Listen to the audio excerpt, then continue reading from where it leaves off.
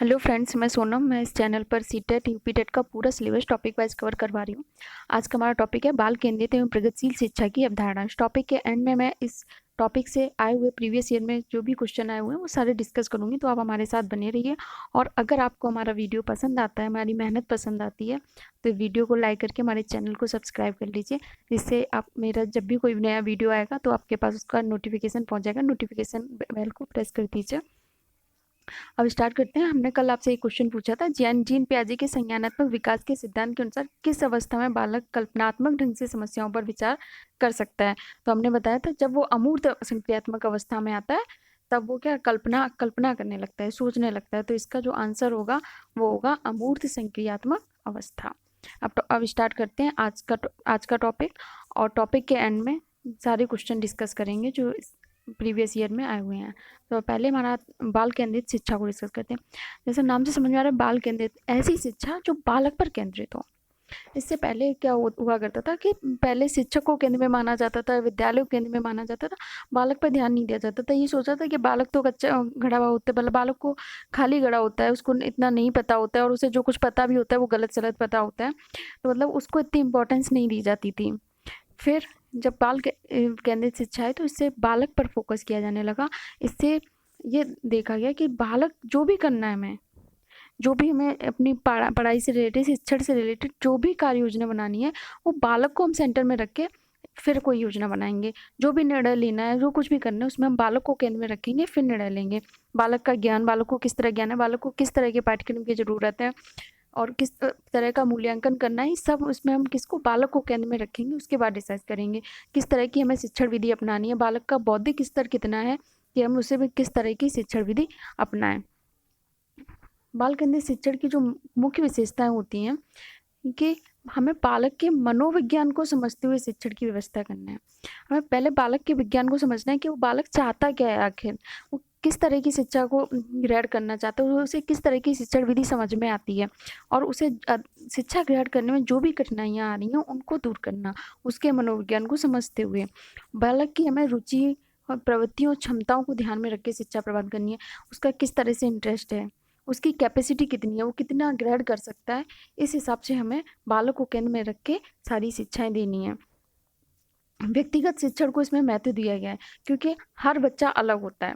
किसी का बौद्धिक स्तर थोड़ा ज़्यादा होता है, किसी का थोड़ा कम होता है। कोई कुछ चीज़ों को जल्दी समझ लेता है, कोई थोड़ी देर में समझ पाता है। तो हर किसी का शिक्षण ग्रहण करने, अधिगम ग्रहण करने का लेवल अलग अलग होता है। तो इसलिए इसमें किसको व्यक्तिगत शिक्षण को इम्पोर्टेंस दी गई।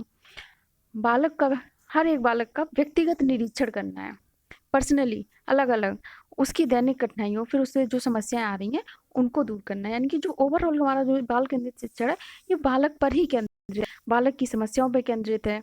बालक को जो भी समस्या है, बालक कितना ग्रहण कर सकता है, बालक की क्षमताओं पर केंद्रित है, बालक के इंटरेस्ट पे केंद्रित है।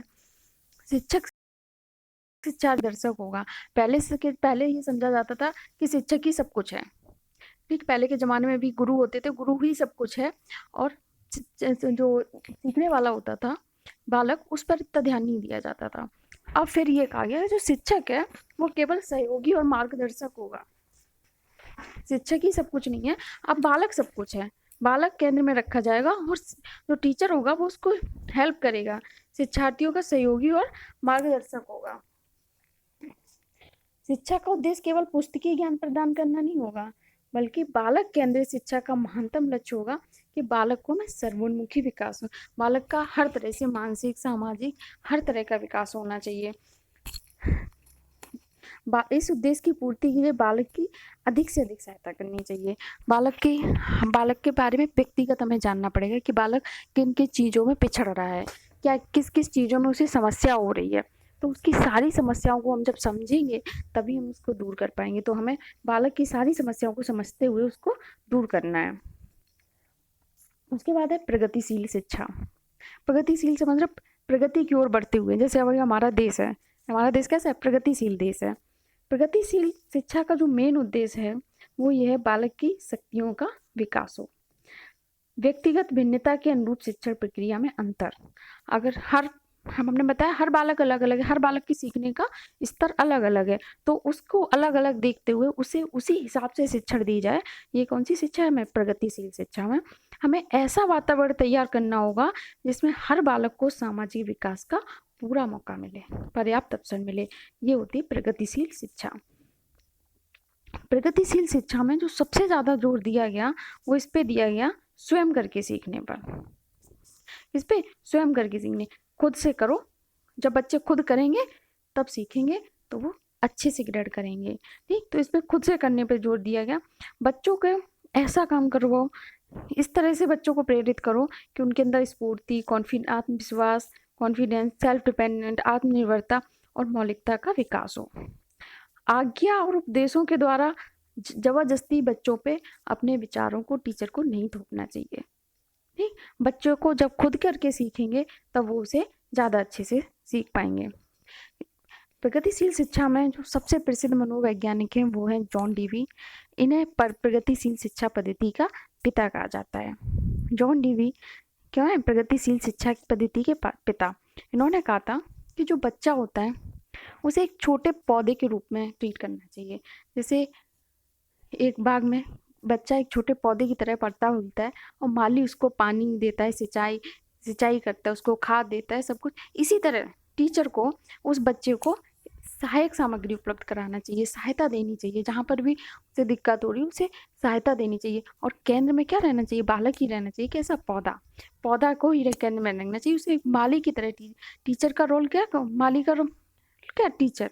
ठीक, तो इस तरह से डीवी ने ये कहा था कि बच्चा को इस तरह से ट्रीट करना चाहिए जैसे बाग में पौधे को माली ट्रीट करता है। और प्रगतिशील शिक्षा बालक के लिए होना चाहिए। ठीक, डीवी ने ये कहा था जो शिक्षा है वो बालक के लिए होना चाहिए, बालक शिक्षा के लिए नहीं होना चाहिए। ठीक, समझ रहे हो? बालक शिक्षा के लिए नहीं होना चाहिए, शिक्षा बालक के लिए होना चाहिए। पाठ्यक्रम बालक की रुचि, मूल प्रवृत्तियों, शक्तियों के अनुसार होना चाहिए। जो भी सिलेबस डिसाइड करो कि बच्चे को क्या पढ़ाना है, पहले उसके देखो उसकी प्रवृत्ति है, उसका क्या इंटरेस्ट है। मान लो बच्चे का इंटरेस्ट है साइंस में आप उसे आर्ट के सब्जेक्ट पढ़ा दो, तो ये देखना है कि पहले बच्चे का किस में इंटरेस्ट है। और जॉन डीवी जो थे, इन्होंने प्रगतिशील शिक्षा को पे जो अपने विचार दिए उसे एक बुक में लिखा सारा, उसके बाद वो पब्लिश हुआ, पूरे विश्व में पहुंचा। तो उनकी ये बहुत फेमस बुक है डेमोक्रेसी एंड एजुकेशन। इसमें इन्होंने कहा था कि जो क्लास में माहौल हो वो डेमोक्रेटिक होना चाहिए, यानी डेमोक्रेटिक मीन्स लोकतांत्रिक होना चाहिए। इनकी बुक बहुत फेमस है डेमोक्रेसी एंड एजुकेशन। अक्सर एग्जाम में पूछ दिया जाता है और एग्जाम में ये क्वेश्चन बहुत पूछा जाता है, प्रगतिशील शिक्षा पद्धति के पिता कौन है? तो इसका आंसर होगा जॉन डीवी। और इनकी कुछ रचनाएं इंपॉर्टेंट है, कई बार पूछ ली जाती हैं। सबसे इंपॉर्टेंट है democracy and education. Democracy John Dewey ने ये कहा था कि क्लास में जो माहौल हो वो कैसा होना चाहिए? डेमोक्रेटिक होना चाहिए, लोकतांत्रिक होना चाहिए। और इनकी एक बुक थी द स्कूल ऑफ सोसाइटी और the school and the child. इन्होंने प्रगतिशील शिक्षा की बात की थी। अब इस टॉपिक से रिलेटेड वो क्वेश्चन डिस्कस करते हैं जो प्रीवियस ईयर में आए हुए हैं। बाल केंद्रित शिक्षा शास्त्र का अर्थ है। बाल केंद्रित शिक्षा शास्त्र के इनमें से क्या अर्थ है? निर्धारित सूचना का अनुकरण करने में बच्चों को सक्षम बनाना। अनुकरण तो करना ही नहीं है, बच्चों को खुद से करना है। ठीक, खुद से करके सीखने में बच्चों के अनुभव, उनकी आवाज को प्रमुखता देना। इनका क्या? क्योंकि बाल केंद्रित शिक्षा है, बच्चों के अनुभवों और उनकी आवाज को प्रमुखता देनी होगी, तो ये ऑप्शन सही है। शिक्षक द्वारा बच्चों को आदेश देना कि क्या नहीं ऐसा नहीं करना है, बच्चों को जबरदस्ती आदेश नहीं देना है। कक्षा में सारी बातें सीखने के लिए शिक्षक को आगे होना नहीं, शिक्षक को आगे नहीं होना है। तो इसमें आंसर क्या सही होगा? बच्चों के अनुभव, उनकी आवाज को प्रमुखता देना। और ये आया हुआ है शिक्षा मनोविज्ञान अधिक बल देता है। शिक्षा मनोविज्ञान अधिक बल देता है। शिक्षा मनोविज्ञान किस पे ज्यादा बल देता है? छात्र केंद्रित शिक्षा पे, पाठ्य चर्चित केंद्रित, शिक्षक केंद्रित, विद्यालय केंद्रित। पूरा टॉपिक ही हमारा इस पे था, किस पे? बालक केंद्रित यानी कि छात्र केंद्रित शिक्षा पर। उसके बाद नेक्स्ट है बाल केंद्रित शिक्षा शास्त्र का क्या अर्थ है? बाल केंद्रित शिक्षा शास्त्र का क्या अर्थ है? तो बच्चों की अभिव्यक्ति और उनकी सक्रिय भागीदारी को महत्व देना, बच्चों को नैतिक शिक्षा देना, बच्चों को पूर्ण रूप से स्वतंत्र देना, बच्चों को शिक्षक का अनुगमन और अनुकरण नहीं करना है, पूर्ण रूप से स्वतंत्रता नहीं, बच्चों की नैतिक शिक्षा नहीं, बच्चों की अभिव्यक्ति, उनकी सक्रिय भागीदारी। ठीक है, बच्चे बोले हम क्या क्लास अभिव्यक्ति हो, यानी कि डेमोक्रेटिक माहौल हो, वो भी बोल सकें और भागीदारी करें, एक्टिव रोल डिपेंडेंट करें। तो इसका आंसर क्या होगा? बच्चों की अभिव्यक्ति और उनकी सक्रिय भागीदारी को महत्व देना। नेक्स्ट क्वेश्चन है, प्रगतिशील शिक्षा में अपरिहार्य है कि कक्षा कक्ष, ये कक्षा कक्ष सबके लिए मुक्त होता है जिसमें शिक्षक अनुपस्थित होता है, शिक्षक के पूर्ण नियंत्रण में होता है जिसमें अधिकारवादी अधिनायकवादी होता है, लोकतांत्रिक होता है, समझने के लिए बच्चों को पर्याप्त स्थान दिया जाता है, सत्तावादी देखो सबके लिए मुक्त होता है जिसमें शिक्षक अनुपस्थित होगा तो कोई मतलब ही नहीं रह गया। ठीक है, तो ये स्टेटमेंट गलत हो गया। शिक्षक के पूर्ण नियंत्रण नहीं, शिक्षक के पूर्ण नियंत्रण बालक केंद्र पे होगा, बालक केंद्रित होगा, लोकतांत्रिक होता है। हाँ मैंने बताया था, क्लास का माहौल कैसा होगा? डेमोक्रेटिक होगा, लोकतांत्रिक होगा, समझने के लिए बच्चों को पूरा स्थान दिया जाएगा, बच्चों को अपने विचार प्रकट करने का पूरा स्थान दिया जाएगा, ये सही है। ठीक है, और सत्तावादी होता नहीं, सत्तावादी नहीं होता, जहाँ शिक्षक आदेश देता है और शिक्षार्थी चुपचाप अनुसरण करते हैं, तो लोकतांत्रिक माहौल तो नहीं रह गया। तो इसका आंसर कौन सा सही हो जाएगा? सी, लोकतांत्रिक होता है और समझने के लिए बच्चे को पर्याप्त स्थान दिया जाता है। अब ये क्वेश्चन आप लोग कमेंट बॉक्स में मुझे आंसर करेंगे, इसका आंसर मैं कल बताऊंगी, कल नेक्स्ट वीडियो में नेक्स्ट टॉपिक कल लेके आऊंगी, उसमें बताऊंगी बाल केंद्रित शिक्षा में शामिल है, बाल केंद्रित शिक्षा में इनमें से क्या शामिल है? बच्चे का एक कोने में बैठना, प्रतिबंधित परिवेश में अधिगम, बच्चों के लिए हस्तपरक गतिविधियाँ, ये गतिविधियाँ जिनमें खेल शामिल नहीं होते। ठीक, इसका आंसर आप लोग हमें कमेंट बॉक्स में करेंगे।